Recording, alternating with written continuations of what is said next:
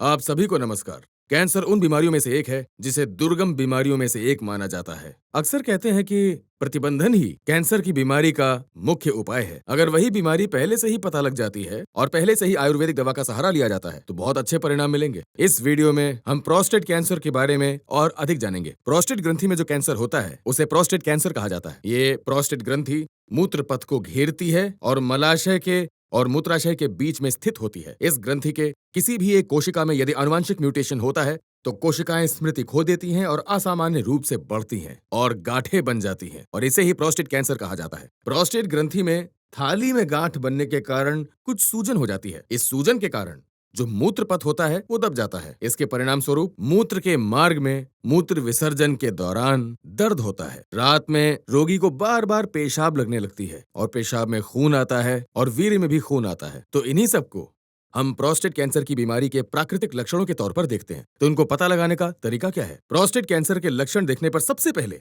एक digital rectal परीक्षण किया जाता है, अर्थात मलाशय के माध्यम से उंगली डाली जाती है और उंगली के साथ साथ प्रोस्टेट ग्रंथि के विकास को स्पर्श किया जाता है और अगर कुछ भी असामान्य लगता है तो तुरंत पीएसए रक्त परीक्षण किया जाता है। पीएसए का मतलब है प्रोस्टेट स्पेसिफिक एंटीजन टेस्ट। ये एंटीजन खून में मौजूद होता है और प्रोस्टेट ग्रंथि द्वारा उत्पन्न होता है। यदि खून में पीएससी उच्च हो तब फिर प्रोस्टेट कैंसर का शक पैदा हो जाता है। उसके बाद ट्रांस रेक्टल अल्ट्रासाउंड किया जाता है सेल्स के व्यवहार और उसकी स्थिति ये जानने के लिए। ये दूसरा स्टेप हो गया। अंत में बायोप्सी परीक्षण किए जाते हैं कि क्या ये प्रोस्टेट कैंसर है या फिर नहीं है, ये निर्धारित करने के लिए। ये भी उपचार का विकल्प है। प्रोस्टेट कैंसर की जांच के बाद से ही डॉक्टर की नियमित जांच की आवश्यकता होती है और आवश्यकता के हिसाब से पहले गांठों को सर्जिकल रूप से हटाया जाता है जिसे प्रोस्टेक्टोमी ये कहा जाता है। इसमें रोगी के पेट पर की जाने वाली सर्जरी को रेडिकल रेट्रोप्यूबिक प्रोस्टेक्टोमी कहा जाता है जो कि मूत्राशय के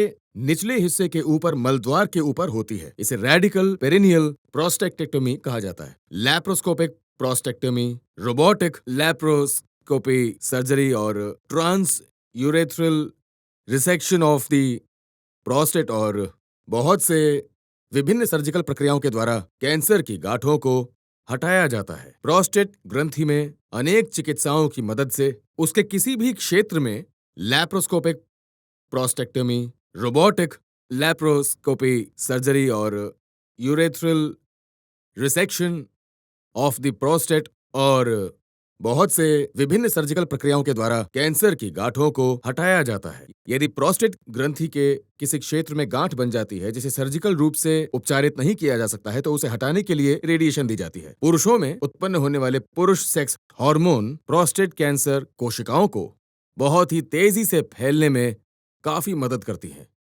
इसीलिए इन हार्मोन्स के उत्पादन को रोकने के उद्देश्य से हार्मोनल थेरेपी की जाती है। इम्यूनोथेरेपी के माध्यम से रोग निरोधक शक्ति को और सशक्त किया जाता है जो प्रोस्टेट कैंसर से लड़ने में मदद करती है। ये चिकित्सा विधान बहुत जरूरी है और आवश्यकता के हिसाब से कुछ मामलों में कीमोथेरेपी का भी सहारा लिया जाता है। ये सभी दवाएं एलोपैथी में उपलब्ध हैं।